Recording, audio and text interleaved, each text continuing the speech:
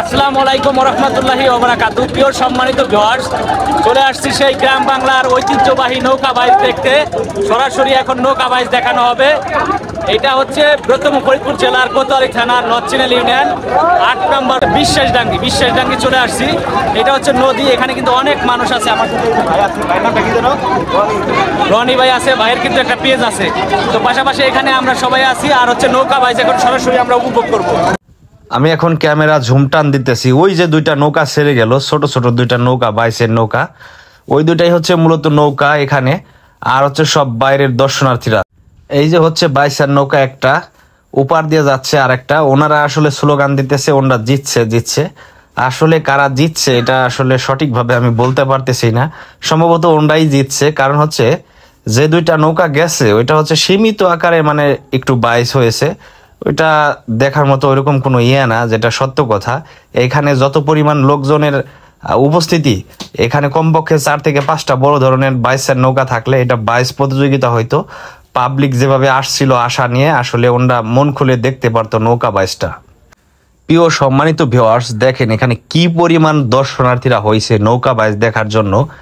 গ্রাম বাংলার মানুষ এবং শহরের মানুষ সবাই একত্রিত হয়েছে এখানে।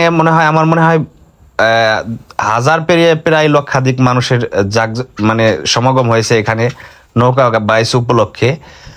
যেটা একেবারে তরুণ, ছোট বাচ্চা থেকে শুরু করে আবাল বৃদ্ধ বনিতা এবং হচ্ছে আপনার বয়স্ক মাচাচিরা এবং হচ্ছে বৃদ্ধ বয়স্ক চাচারা, দাদিরা, মুরব্বীরা সবাই আসছে। এটা হচ্ছে ওই যে যেখানে আসলে স্টেজ করছে আসলে কমিটির লোকজন থাকার জন্য। এই জায়গাটা হচ্ছে এইখানে মূলত এখান থেকে মাইক দিয়ে বলা হয় যে নৌকা বাইচের ব্যাপারে। কিন্তু এখানে কিন্তু প্রচুর পরিমাণে, হিউজ পরিমাণে হচ্ছে দর্শনার্থীরা হয়েছে, উৎসুক দর্শক। আসলে আমাদের এই এলাকায় হচ্ছে ফরিদপুরের মধ্যে অনেক বছর হলো আসলে নৌকা বাইচ হয় না এভাবে। নৌকা বাইচের কথা শুনে মানুষ হচ্ছে গ্রামের মা বোনেরা সহ সবাই চলে আসছে এখানে নৌকা বাইচ দেখার জন্য।